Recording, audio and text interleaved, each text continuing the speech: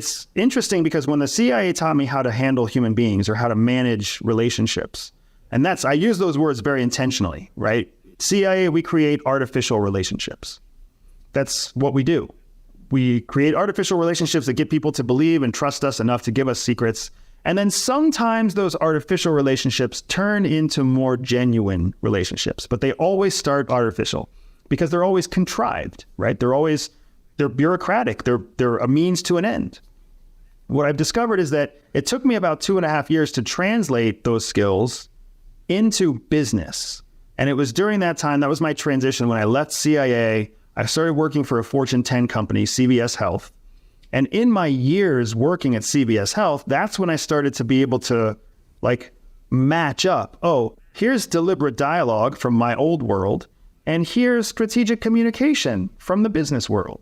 Oh, here's marketing from the business world. Here's the human development cycle from my world. And you start matching these things up until you have a big crosswalk of spy skills that exist sort of in the business world. But the business world is suboptimal because it doesn't have the budget behind it that the CIA has behind it. So CIA has been studying and refining these practices for decades. And before CIA, MI6 was doing it. So the intelligence services of the world have been investing in shortcuts to shortcut the human mind and human thinking and the human decision process for a long time. And now I, through my experience with Intel, have those shortcuts. I just need to find a way to apply them to business. So when I launched my business in 2014, that was the experiment. Can I apply these in such a way that I do two things at the same time? One, teach them to other people so that other people can have success and I can make money, and simultaneously use the skills to increase my audience and increase the number of people who are buying my product. And as I kind of learned to do those two things simultaneously, that's how you got to what you found with the homepage, with the website. Or if you've seen me on social media, or if you've seen me on YouTube, if you've seen me as I've been kind of on a road show with big YouTubers, even how I got here invited to be on your show, right, Nick? There's a process to it all so that I have opportunities that other people don't get. Am I a victim of CIA tactics and strategy?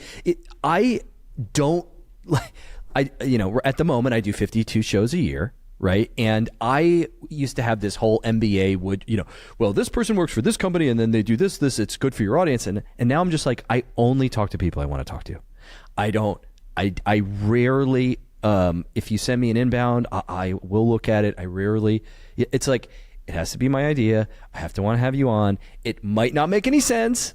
Okay. But I genuinely want to talk to everyone on the show. And you were one of those people that I saw your content. I saw the way that you clearly work through these thoughts. I saw the connection from the intelligence experience with business. I said, well, I got to talk to this guy. I mean, obviously it's working far beyond me. I mean, I'm just one guy and your audience continues to grow and grow and grow. And virality for me, anything that's viral, it's like people go, oh, hell, it's just an accident. It just went viral. No. These algorithms are designed to mimic human behavior and interest. So it's like, it went viral because it was fucking interesting and it was delivered the right way. So I don't think you're a victim. I would never classify you as a victim. I don't classify anybody. It's if my marketing approach, if my strategy to engagement is working, that's not me victimizing anybody. That's me correctly assessing that human beings are more interested in the things that engage them and bring them value. The relationship is still artificial. That's important to keep in mind. The people who buy from me, who follow me, who reach out and say hello to me, they feel like they know me, but they don't, and I don't know them. So it is still an artificial relationship to start, but that's just the starting point. I have many, many clients who reached out to me because they saw me somewhere. They heard me on my podcast. They followed my newsletter. They went through the spy quiz, just like you did on the homepage. And they were like, this was so interesting. You totally get me. The results were amazing. Can I have a phone call? And then a phone call turns into multiple phone calls. It turns into a contract to help them with their business. It turns into coaching services, et cetera, et cetera. And now they're true friends because we have shared values. We cut through so much noise. The reason that you hear me communicate the way I communicate, Nick, is because I already know a huge portion of the people who are listening to this podcast have already turned it off. They heard me talk, they heard our discussion, and they were like, fuck that guy. He's an asshole, he's cocky, he's this, he's whatever. I don't like the way he's talking to Nick. Life's not all about, unfair advantage, and they moved on to something else. That's cool. Mm-hmm. That's exactly what I want them to do. The people who are still listening to this now, that's the group that I want to talk to. Because that's the group that understands the wisdom and the potential behind the skills themselves. The first group is always going to limit themselves because they're going to reject information because it's contrary to what their belief set is. The people who are still listening now are people who are open to the idea of maybe there's more, maybe there's a better way. They want to be in this corner of humanity, like you said. This sticky, icky, mysterious corner of humanity where it's like, well, maybe there is a reason that I want to be humble. And maybe there is a reason to be kind. And it's not just because I'm supposed to be. It's because there's a benefit to me if I do. Right? An enormous benefit. And we have to be willing to accept that there's nothing wrong with benefiting yourself. Even though society tells you there is something wrong with that, there's nothing wrong with that. There's nothing wrong with becoming wealthy, even though society says there is. There's nothing wrong with having a healthy, happy family with no problems, even though society will make you feel bad if that's happening to you, right? The social constructs that we live within are not actually defined by a all-knowing power. They were something that was developed over time in order to keep a population to a net average so that the government can live and maintain control over multiple aspects of a functioning country. The thing is, hey, your parents say, if you're lucky enough to have parents that gave you a little piece of advice at some point, whether it was the good advice or bad advice, you should be kind to strangers. You should do this. You should, the basic sort of things. And I went through life always hearing that and never knowing why, right? So what I've set out to do is to give you the why behind it.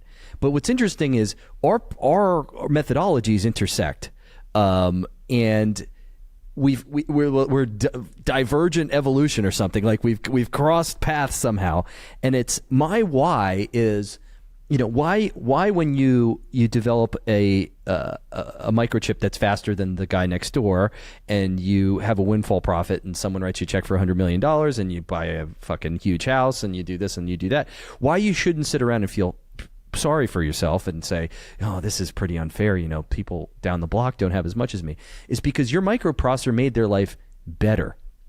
So I operate in a belief that we're in a value transacting society. Money's just the side effect of that. So I put something valuable out, I get money back as a proxy for the value that I've created in the proportion of the value that I created. Yep. Right? So if we walk around doing valuable things all day long and we get rich from it, we shouldn't feel bad, because what you've done is you've made someone else's life a heck of a lot easier. And I think you're dead right when you say that the value you put out is the value you take back. It's a fair exchange. So when somebody buys your products, it doesn't matter if your product's $7 or $7,000. If they saw fair value, then they're reciprocating with what they determine to be fair value, fair price. That's why some people buy BMWs and some people don't. Not everybody sees the value to be the same thing. That doesn't mean BMW is doing something wrong. They shouldn't be embarrassed or ashamed. They should understand some people appreciate the value. Other people are looking to see they value something different, right? That is completely and totally acceptable. That doesn't mean that the business is doing something wrong or immoral or unethical, or that it's a bunch of greedy bastards or whatever else. That's just an immature and incomplete way of looking at something that's really very basic and human. Yeah, I'm on board with that. And in a sense, it's also Well, we talk about product prices and things like that. It's almost like, how do we value ourselves in a sense? It's how does Nick, what are the stores that Nick shops at? What are the products that Nick engages with? Does he engage with the products that are the premium products? Does he engage with the products that are not? Does he get value somewhere else and make his own decisions? It's interesting because I think about this all the time. There's certain things that I value on a high level because I see myself clearly, and I know that this is the thing that I want, and here's why. And this makes me feel good, and this thing doesn't make me feel good. And I mean, on a consumer level, I don't know. We're probably not going to get into this, but it's just like when you talk about marketing, I feel like there's more crossover in the CIA handbook in marketing than I think many people will believe. And I keep discovering new crossover too, man, because you're exactly right. Marketing is all about being able to get into the mind and the head, the brain space of your target audience. That's exactly what espionage is. Espionage is the ultimate salesmanship. You're selling patriots on treason. That's what you're doing. You're convincing them that the right thing to do is treason to solve all of their problems. That's a tough sell. That's way harder than a BMW. That's a whole hell of a lot harder than a life insurance policy. You know what I mean?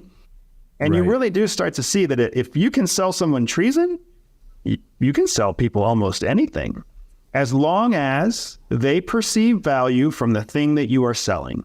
Yeah, and when you buy a BMW when you should have bought a Mercedes, you don't get hanged. Yeah, right. That's true. That's the difference, guys. How do you use this toolkit? And I think this will kind of come full circle. How do you use this toolkit to add value or add more perceived value in whatever it is that you're doing? Communication, a product. How do you do it? So I do it because I use that rapport bucket. Right back to where we started, right? I use that rapport. I am always trying to build rapport with the people who find me that I can't speak to directly, right? Like when you go to Walgreens and you meet the guy or the lady that's working behind the desk, like you have a chance to interact with them. You have a chance to engage them on something observable that you see in them. On a daily basis, I'm engaging with millions of people and I don't know who they are. And I've only got one chance to basically share a message, share a thought, give that first impression, and understand that I'm engaging them at a public level. There's a difference. There's an advantage that I have that most people don't have. And that advantage is when people consume content, they often consume content and you're immediately stepping into their private life. There's no public life barrier. When you pop someone in your ear, or when you watch them on YouTube, or when you tune into a television show, or when you read a news article, you're not putting up a public life barrier. You're in your private life. So whoever's speaking to you, whoever you're watching, whoever you're reading, they're entering right into your private life first. The difference is that they don't know who you are, but you get to know who they are. So that's how I've cultivated kind of my engagement. It's why I talk so directly, and it's why I take off the filter. It's why I try to add so much value, because I understand that when I'm engaging with people, I'm stepping into their private life. Anybody still listening right now understands they're in their private life. They might be on the toilet. They might be in their bedroom. They might be, sitting in a train or sitting in an airplane on their way from point A to point B. They're commuting to and from work. They're not putting on a persona. They're not putting on a face right now. There's no effort going into convincing the world. Right now, they are who they really are. And they get to listen to me and consume me and hear me at that level. It's why I advocate for every business owner out there to be creating content. You run a shoe store, create content. Create content about shoes and why you sell shoes and how much you love shoes and what shoes do for you. Are you a salesman for cars? Are you a proctologist? Are you a hairdresser? Create content. Let the world find you when they're in their private life. it's going to make them trust you and like you that much faster.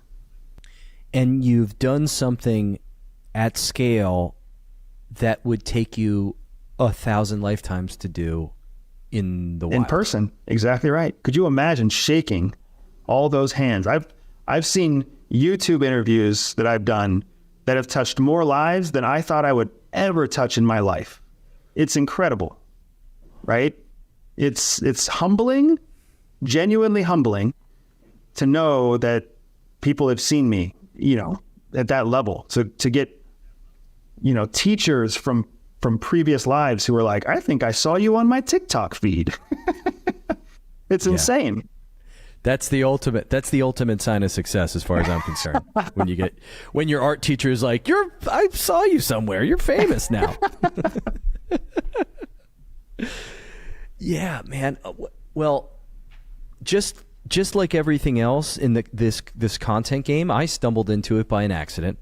I had absolutely no clue why I was doing it, and only now am I discovering the power of having a lot of people who watch your stuff and listen to the way that you think, and I'm only now understanding it, and you've just helped me understand it even deeper, man. So I appreciate you coming on this show. I hope we do it in person at some point soon. And where can people find you, Andrew? Even though I'm pretty sure you type in Andrew Bustamante and you pop up a million fucking times. Yeah. It's the nice part about having 12 syllables in your last name, right? Yeah. That's right. Yes, you can find me on my homepage. You can find me on everydayspy.com.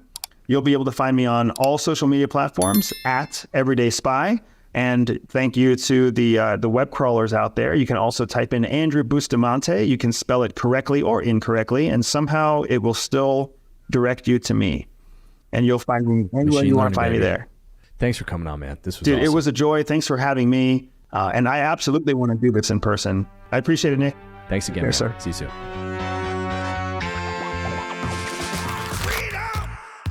So fresh on me. Freedom.